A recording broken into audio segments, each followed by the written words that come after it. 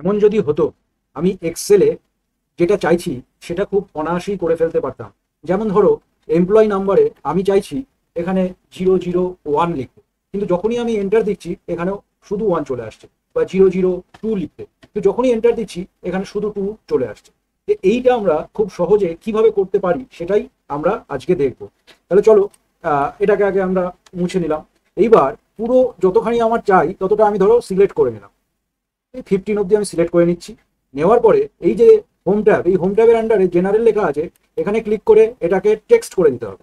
যেই টেক্সট করলাম তারপরে যখন আমি এখানে 001 লিখছি, দেখো এটা কিন্তু খুব সুন্দরভাবে চলে আসলো। বাকিটা কি করব, এখানে চেপে ধরে ড্র্যাগ করে দেব, তাহলে বাকিটা ও খুব সুন্দরভাবে চলে আসলো। আর একভাবে করতে পারি, সেটা হলো এখানে এখানে এই জায়গাটা দেখিয়ে দিচ্ছি। আর একভাবে কিভাবে করতে পারি, একটা সিঙ্গেল কোটেশনের মধ্যে তোমাকে 001টাকে লিখতে হবে, লিখে এন্টার মারতে হবে।